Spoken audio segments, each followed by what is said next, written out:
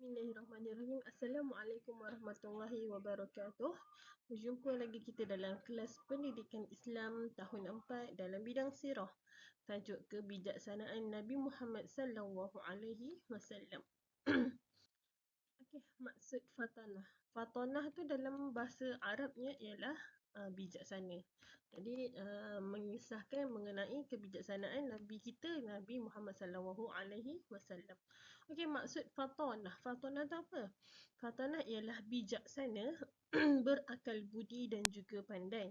Rasulullah sallallahu alaihi wasallam sering menggunakan kebijaksanaan baginda di dalam berdakwah. Bukan sembrono je berdakwah, tapi Nabi Muhammad memang ada strategi yang baginda susun ikut kebijaksanaannya ketika berdakwah. Okey, kita tengok seterusnya. Kelebihan Nabi Muhammad sallallahu alaihi wasallam dan juga para nabi yang lain. Para rasul mempunyai pemikiran yang kritis, yang kreatif dan kritis dalam merancang strategi dakwah dengan berkesan. Maksudnya nabi-nabi ni telah diutuskan untuk berdakwah kepada umatnya dalam masa yang sama, bukan sekadar menyampaikan saja, tapi nabi ni memikirkan cara macam mana dakwah yang bagus dan berkesan untuk dia sampaikan kepada umatnya yang lain. Okey, seterusnya keunggulan sifat fatanah nabi. Apa? Ada 5 kat sini yang diketengahkan. Yang pertama mengenai peristiwa peletakan batu Hajarul Aswad, batu yang berada di Kaabah tu. Kedua, strategi hijrah Nabi Muhammad SAW. Ketiga, mempersaudarakan kaum Aus dan Khazraj. Ini adalah penduduk Madinah. Kaum Aus dan Khazraj ni dipersaudarakan menjadi puak Ansar. Bila dah bergabung, kita namakan sebagai Ansar. Seterusnya, membentuk piagam Madinah. Dan yang kelima, Nabi Muhammad SAW merupakan usahawan yang unggul. Okey, apa kisah-kisahnya? Okey, yang pertama, peristiwa meletakkan batu Hajarul Aswad di mana Nabi Muhammad SAW mencadangkan setiap ketua kabilah memegang setiap bucuk kain untuk diletakkan Hajarul Aswad ke tempat asalnya. Masa dulu ada satu peristiwa di mana pembersihan kota Mekah. Okey, jadi bila nak cuci, nak letakkan balik tu, masing-masing ketua kabilah ni berebut. Aku yang lebih layak untuk letakkan Hajarul Aswad kat tempat asalnya. Berebut-rebut. Jadi datang Nabi sebagai hakim, dia kata okey macam ni. Dibentangkan kain, kemudian diletakkan Hajarul Aswad tu di tengah-tengah, kemudian Nabi mencadangkan, okey, setiap satu kumpulan, ketua kumpulan ni pegang setiap bucu ni, okey, bawa sama-sama pergi ke tempat asal nak letak batu Hajarul Aswad. Kemudian Nabi sendiri yang meletakkan batu itu. Jadi semua kabilah pun berpuas hati. Maksudnya tindakan Nabi tu dapat melahirkan pertelingkahan dalam kalangan kabilah Arab. Begitu bijaksananya Nabi dalam merancang strategi. Okey, seterusnya, strategi hijrah Nabi. Okey, kalau kita nampak ni garisan, sepatutnya lalu kat mana, tapi Nabi lalu ke tempat lain, macam tu. Nabi tidak menggunakan jalan biasa yang digunakan oleh masyarakat Arab untuk ke Madinah, tetapi Nabi menggunakan jalan lain dengan bantuan Abdullah bin Uraikid, seorang yang bukan beragama Islam. Walaupun Abdullah ni tidak beragama Islam, tapi dia membantu Nabi menunjukkan jalan yang lain selain daripada jalan awam untuk ke Madinah, supaya perjalanan Nabi selamat, macam tu.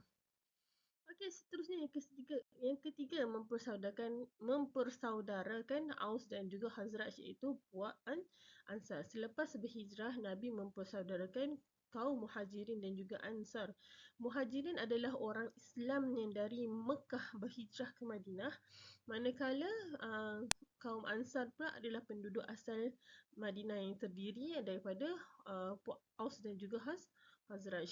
Tindakan Nabi menjadikan semua kaum muslimin bersatu padu dan digeruni oleh musuh. Bila kita bersatu padu, orang pun takut nak lawan kita, sebabnya kita dalam kumpulan yang kuat, sangat besar.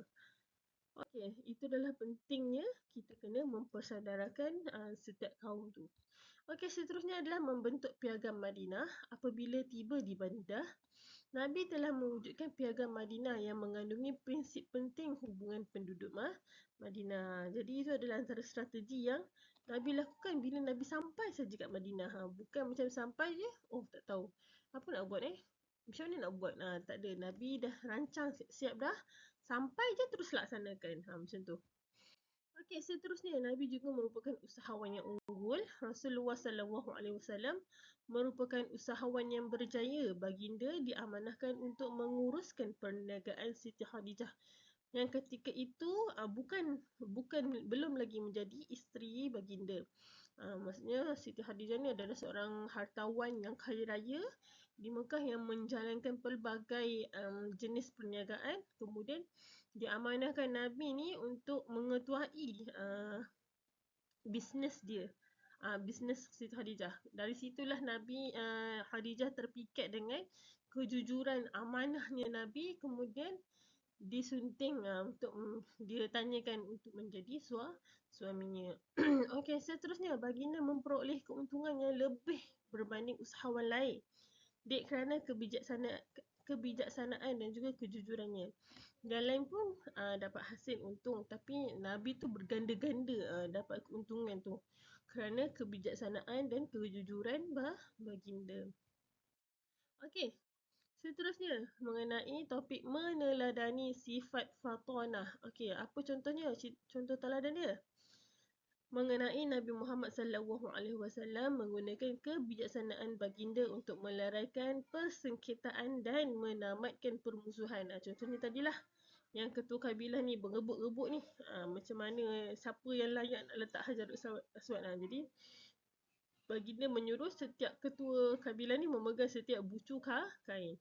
Okey, apa rumusannya? Berjaya mendamaikan persengketaan. Tak ada dah pergaduhan.